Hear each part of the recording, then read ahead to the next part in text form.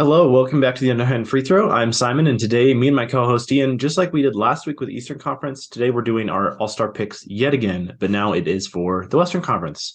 So we're finishing it off. Obviously, both of us were out of town and stuff over Christmas break. We didn't watch a ton of games, so this might be a little bit out of date based on how the last week of games went, as this is pre-recorded, obviously, but I still think for the most part, these are, the most worthy candidates of an All-Star team in the West this season.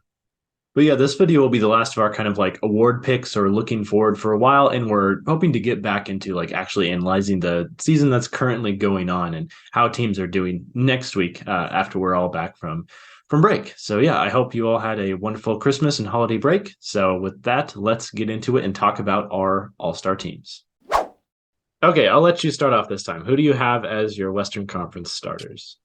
So I went the sort of opposite route in terms of front court problems versus backcourt problems, where I'm cramming on a whole bunch of guards here because I just feel like the West is really in the front court, especially with some of the smaller front court players. So I've got Steph Curry, Nikola Jokic, and Luka Doncic.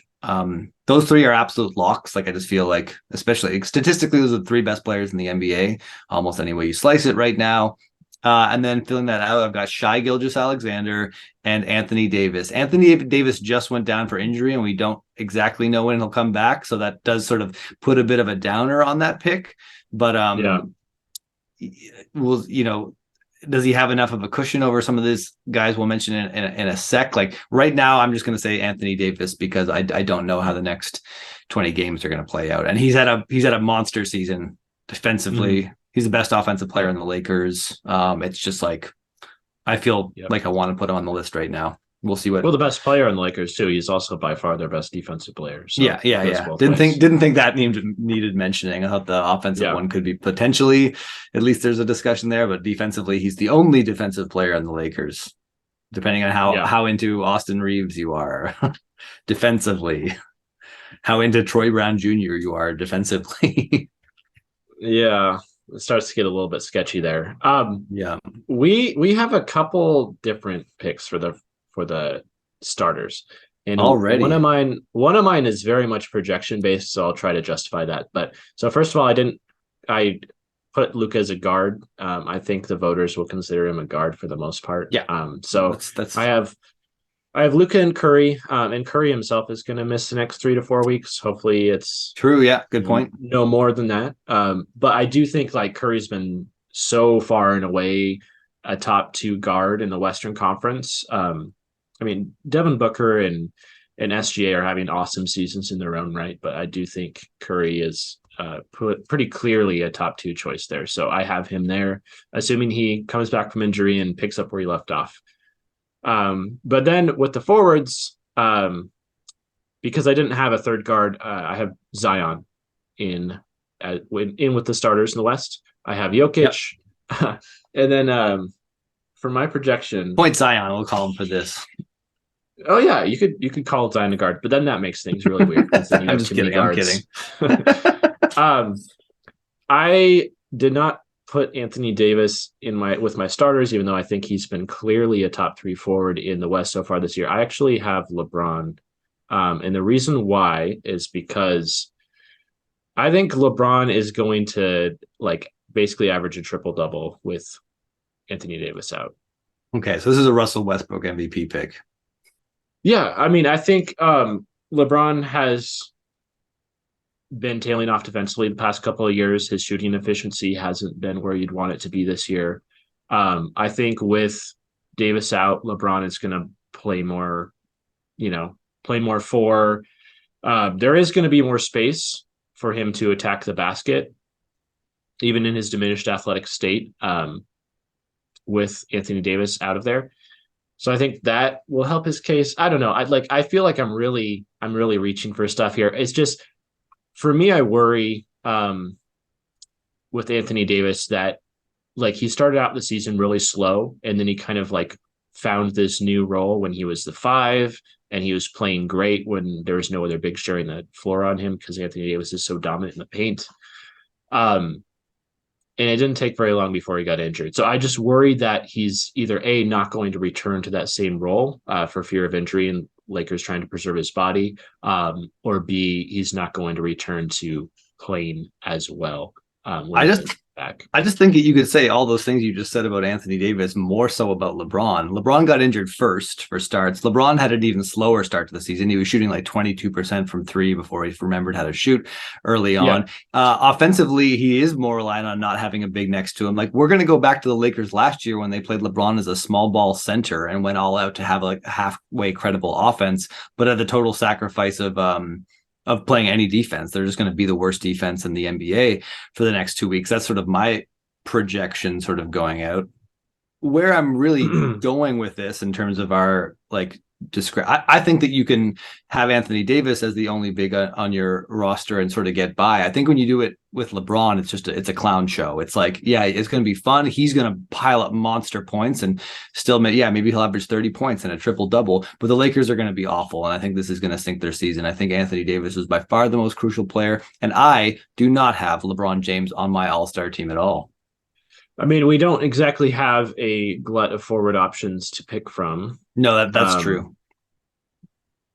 He came really close. Like, I thought LeBron was going to be on the team. It's like, well, when we get into our bench forwards, I'll make the cases for the players I have over him. But like, even though LeBron's stats look like close enough to what they've looked like in previous years, like again, there's a lot of like efficiency problems under the hood. He's not making the overall statistical impact of like a top 20 player anymore. Like he's surprised. Like, the guys that I have above him are statistically superior players, and the Lakers don't have a wins thing going on. And I can't counter with like, well, LeBron's a better defender than these other players, because he's not anymore. He's still a bit of a defensive playmaker and a smart player, but he also, like, those little gaps where LeBron would find ways to take breaks from seasons past are now like very large chunks of the game where he sort of doesn't participate. Like, he's gotten better as the season that's gone on, but he started this season as someone who is only interested in chasing the scoring record, and he's only gotten a little bit better than that.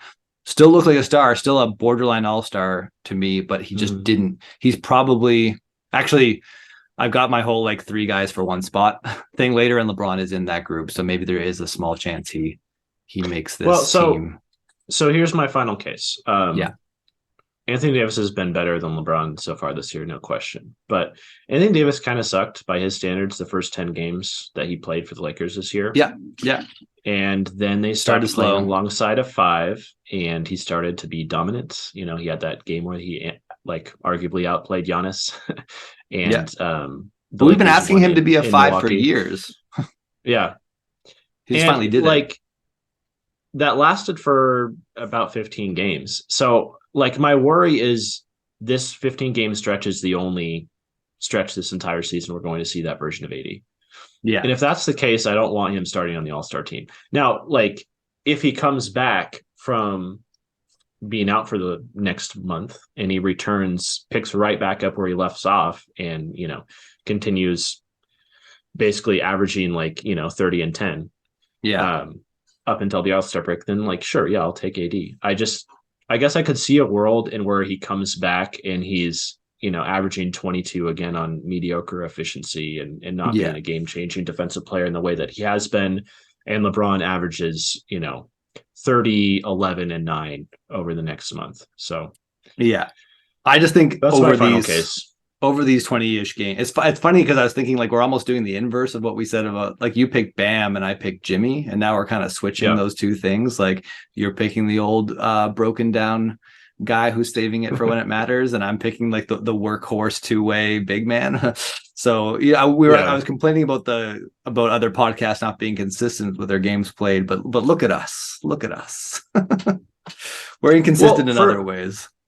It's not the injury for me with AD. It's more the worry that the injury is going to cause him to not come back and be the same player. Yeah.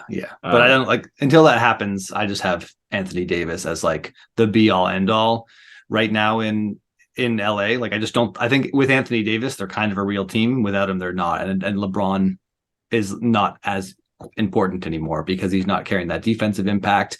He can pile up numbers and also generate some amount of offense. I think LeBron with 4 other players on the court is an NBA offense unto itself, but I don't think it goes further than that, where I think like Anthony Davis gives them the defense they need to be to make a playoff push. Anyways, let's go into we got both our starters locked in there.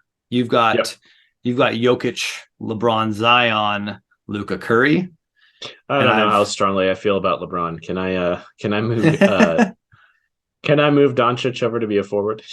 I mean, I did, so I can't tell you can't. Yeah, I mean, starting LeBron over Luka just doesn't feel great. Even if we're not allowed to make Luka forward, I have no idea. On this podcast, Luka is positionless. Yeah. Well, I mean, if I may, I would bump LeBron down to the bench and slide Doncic over, and then move SGA into that starting lineup. Yeah, I like the Zion pick. I've got LeBron's basically 1, 2, 3, 4, 5, 6. LeBron is my seventh. Like, he's seventh on the front court player rankings for me in the West. Just in case anyone thinks that I'm a total hater, I'm only a kind of hater. Let's go into your bench players in the West. Sure. You've already mentioned LeBron and not Luka. So who else we got there? A lot of Luka in the starters here. What? Oh yeah, no, that's what I would say. You got Luka in the starters instead of LeBron. So now who are the other guards? Well, save the forwards for last because it's like I'm just gonna say what I had because it's hard to kind of like shuffle the deck on the fly like this and move things around because I have already reshuffling. Okay, so for the second platoon of guys, shall we say, I have Devin Booker, SGA, Anthony Davis, Paul George, and Domantas Sabonis. Okay, see, give me those guards again. I missed that. Devin Booker and SGA. Okay. So no Ja. Well, we still got a while. Yet. You're right. My bad. I've got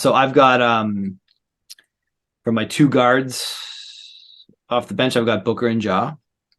Okay. And that's with SGA in the starting lineup. Yeah. And then for my 3 front court spots, I've got Sabonis having a monster year. Like, I can't he's great. I love watching Sabonis. It's so fun. But the mix of the just like completely, if you put a small ball center out there against Sacramento, just Sabonis automatically is just going to shoot 6 for 6 from the field, and make you change your strategy. Like, it's an absolute non-option against him. He's so strong down there. I saw him just completely obliterate Nicholas Claxton. Just made Nicholas Claxton look like he was like a high school player or something like that. Like, it was just not fair. I haven't seen someone get bullied that much since I played against grown men as like a 13-year-old or something. Anyways, Zion's in there as well. And then my Lauri Markkanen is my I know that Utah's been sagging, but Lowry's play has kept up. I think he is sneakily one of the better defenders in Utah, and has been their best player. And the early success of Utah was one of the fun parts of the story, and I want to celebrate that with this all-star pick, averaging 22 points per game, 8 rebounds per game, 2 assists, sneakily playing good defense, shooting insanely efficient from everywhere, just on fire. Yeah. So no Paul George. He's in my wild cards. Okay, so we'll get to Paul George, I guess. Yeah. But in essence, we can say like that last. Well, so LeBron's not on the team, but in essence, you bumped Paul George down to the wild cards for the sake of getting Lauri Markkanen on the team. Yeah, I mean, I can swap those two around. I don't have strong feelings about that. I think Markkanen's played like a few more games. I think statistically they're very. I've got like the GM chart up there. They're literally 0.1 away from each other. Probably value Paul George is a better defensive player. I think Lauri Markkanen is a more efficient shooter and has shouldered the offense better than George has, but I could go either way with that. That's Markkanen's been a little healthier too. Well, I guess I shouldn't say healthier because like with Paul George, it's not health, right? It's resting back to backs, but at least hopefully it won't become health. No, he was out. He was out with legitimate injury for a minute. Okay, just for a couple of games. Yeah, but over the past few years, Paul George has missed a bunch of time due to injury. So yeah, he's played 22 games this year. Lowry's So I guess that's why I'm giving him a little micro nod there. I thought that was interesting that you had Sabonis as well, but he has been incredible offensively this year. So I think me and you both kind of keyed in on that. And yeah, I think Sabonis should be basically a lock. Like the only way I see that Sabonis is not a lock if you're just like it's all if it's all about De'Aaron Fox for you, and that's who you want to assign more credit to. But I mean, Sabonis is averaging 18 and 12 with 6.4 assists. Like he's like Nikola Jokic or something like that. He's shooting 62% from the field, 65% on all 2-point shots. He doesn't shoot threes a lot, but he's shooting 40% from three on an attempt per game. And just like, and again, like he can just so automatically nullify a team that tries to go small. Like essentially like only players like he does it better than like Joel Embiid does. Like Joel Embiid, you can actually fluster a little bit by, triple teaming him, and he's not a very good passer. So like Sabonis is very proactive with his passing and can offer a similar level of bully ball. And it just like, it's mean. I think it's driving a lot of the success in Sacramento. Yeah, I love watching Sabonis play. And as a small anecdote here, Sabonis was really well, John Stockton was before my time, but at least during my life of being a Gonzaga basketball fan, Sabonis was our first like really standout talent that we had ever had. And yes, I'm going to put him over like Kelly Olynyk. I was going to ask about Kelly Olynyk. I mean, Kelly not Olynyk getting all-star consideration. No, Kelly Olynyk was clearly an NBA player, but like Sabonis was the first guy we had ever had where we were like, wow, this guy's like special. He's unstoppable. Yeah. And he's not like a massive human being, but like the way that he dominates is just like so like technically proficient. Like he has the body control, and he can do like kind of the drop step and put guys in a spin cycle, and he just like so clearly is like very refined in his post game in a way that you almost never see anymore these days. And it's just it was a joy to watch when he was in college. And it's a joy to watch this year in the NBA. He's really like he's really thriving this year and shooting the ball better than he has in the past from the outside, which really complements what he's doing. We'll see if that holds up, but not like it's the be all end all of the game, but it's certainly a nice compliment. So who are your wild cards? Well, just because of the way I did things, I had a couple more guards that are deserving of an all-star nod, but I didn't have space for yet. So I have Ja Morant and Damian Lillard as my last two all-star picks. Gotcha. And I've got Paul George, as I mentioned, and Desmond Bane is my last wild card pick. It's kind of flown like a little bit under the radar, I feel, but he's just having an insane season, just putting up 24 points per game, 5 assists, 5 rebounds, and again, shooting 45% from three. Just has been on a heater the whole year. And is driving a lot of the success in Memphis, and Memphis is currently the number 1 seed in the West. We know that could change in a couple of days, but for right now, I realize I already got to 12 guys, so I don't have this 3 guys for one spot, but I thought I did when I counted wrong, and that was Damian Lillard, De'Aaron Fox, and LeBron James. And I was going to go Damian Lillard. He's played the least games of those 3 guys, but Dame, when he has played, has been back to, like borderline MVP candidate Dame. So that's a very tough cut for me, and he'd be the first injury replacement. But yeah, I gave Desmond Bane a slight nod over Lillard, and part of that is just a games played and team success tiebreaker sort of thing. No, why did I say that? Desmond Bane hasn't played at all. I might switch that up.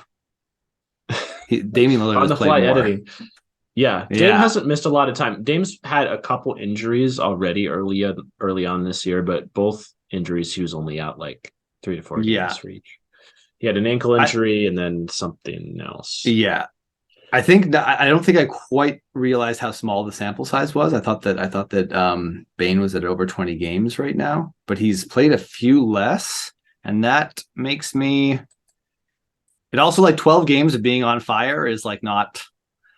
I'm gonna switch things up and go with the track record of success here and put Dame Lillard as the last wild card on my team with Desmond Bane next in line.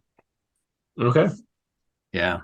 Any fun snubs you want to talk about? Because I've got one that I think is fun and probably not on a lot of people's list. I have the hardest player for me to cut. Desmond Bane's a good one, and I probably didn't consider him as much as I should have. The one that I would have loved to put on my all-star team and I just didn't quite have the space for was Jaren Jackson Jr. I mean, that's a big games played one, right? Like he's played, what, 7 games so far? Yeah, and the offensive stats don't leap off the page, but the Grizzlies like legitimately suck on defense without him, and they are well, they have a defensive rating of 105 with him on the floor, which would be the best defense in the NBA. So, and it shows. Like it's not a subtle thing happening in the background. Like Jaren Jackson Jr. is. I think he had like 5 blocks in a quarter recently, like the first quarter. Just like he just blocked everything. Like he's so mobile and so long, and it is wild. Yeah. And he's played 13 games. He's played one more game than Desmond Bane has. What am I doing? I've got one other snub that I don't think anyone is gonna consider a snub, but as I was sort of like digging into things and looking for guys who qualified, I took a long, hard look at Aaron Gordon. And this is partly just because there's not a lot of good forwards in the West this year, and some of the good forwards have been injured. Like Brandon Ingram has been really amazing, but hasn't like played very much. Towns has been, like, Minnesota's disappointing, and Towns has been injured. You can, and like no one's going to give Minnesota an all-star this year. Like, so Gobert is just sort of like forgotten about until he's anchoring a top 5 defense. I strongly consider Anthony Edwards. He's been really good lately. I mean, it's been up and down, but he's been a big part of the problems over there too, as someone who watches too many Minnesota games. Like, his decision making is a problem, and his shooting is inconsistent, and his defense is inconsistent. Like, I just don't think he's quite there. He definitely is in consideration. I think he was my him and CP were my next 2 guards on the list, but like all 3 of those Wolves like get all-star consideration. I just don't think any of them got over the hump. But Aaron Gordon is shooting he's averaging 17 points per game, 6 rebounds. He's shooting 61% from the field and almost 40% from 3, as well as like getting to the line 4 times a game, not turning the ball over really at all. And it's just sort of like still their most important overall defender there, even as like chaos happens all around them. Like, I don't really know what's happening with Denver's defense. That's definitely something to keep an eye on as the year goes over. Like, their defensive problems, like, unlike, it's not even a structural thing. Like, they just make more mistakes than anyone else is doing in the NBA, at least in terms of like playoff teams. They just lose shooters. They just lose cutters. They just have guys kind of running amok and no one to really. I mean, there's 2 smart, impactful defenders on the team, and it's Aaron Gordon and it's KCP. And hey, shout out Bruce Brown. I mean, I'm also going to give a nod to him. I also think Nikola Jokic is a smart defender. Positionally, yeah, but he doesn't like necessarily like the Nuggets are. I don't know if they're still the bottom of the NBA, but they have been the bottom of the NBA in terms of like defending the rim.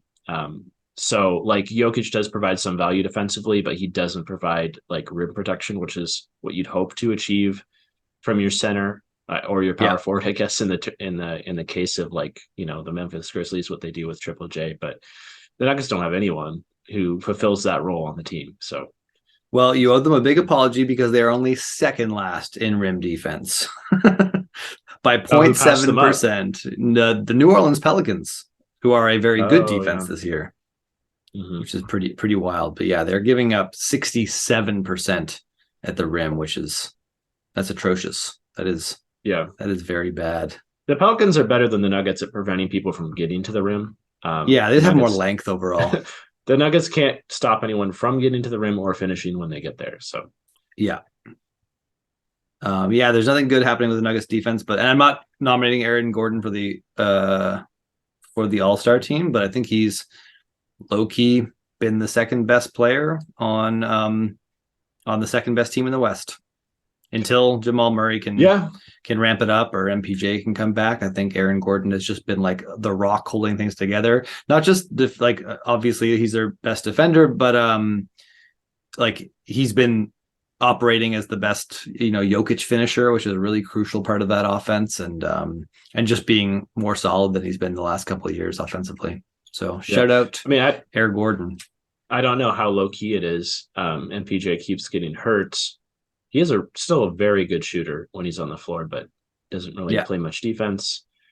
And then, Jamal Murray also is terrible on the defensive end and has been solid offensively this year, but hasn't quite reached the heights that we were hoping for. Yeah. All right. I guess we've gotten to just the last tough cuts for me. Lauri Markkanen, obviously, the clear best forward that I didn't have actually making the All-Star team. I also had Mikal Bridges was probably the other forward I considered most strongly over Aaron Gordon.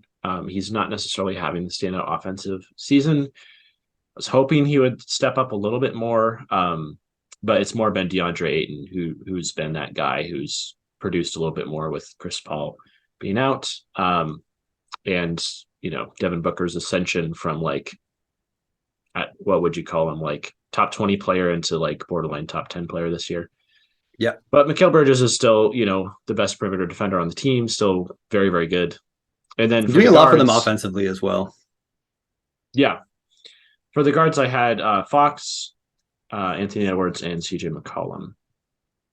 CJ made my list, but the shooting woes are what they are. I thought about CP3, Anthony Edwards. I thought about Anfernee Simons. He was just shaking the head. Oh, by the way, congratulations! Damian Lillard became the all-time leading scoring Blazer. That's a big deal. The Blazers are not like a expansion franchise or something like that. They've been around a while, and that's a big deal. So shout out Dame. Anfernee Simons was on my list, even though he's still doing offensively. He's beating out a lot of these other guards in this role, even if he's a total garbage defender. I had Mikal Bridges too. I think also DeAndre Ayton deserves a big nod for what he's been doing in Phoenix. Jaren Jackson Jr., Towns and Gobert, Jerami Grant, another Blazer who I think merits some attention. Andrew Wiggins got injured, but I did think that he was a borderline all-star this year. Yeah, I think Jerami Grant has kind of found his happy place in Portland. He was relegated to the fourth option when he was in Denver, and he was having this, there are clear signs that he was breaking out beyond the player that he was in Oklahoma City, and he could handle more. And he wasn't going to do that in Denver, although I would bet Denver really wishes they had him now. And then in Detroit, he was just kind of overmatched, right? He shouldn't be your number one or number two scoring option, but I think he works really well in Portland, being kind of the 2.5, second or third option, depending on the night, between him and Simons. But he's been excellent for us. Yeah. And allows you to keep some size and length on the floor. So it's not a complete constant catastrophe on defense, even though it still is mostly a catastrophe on defense in Portland this year. Yeah. I'm not going to put that on Jerami Grant though. No.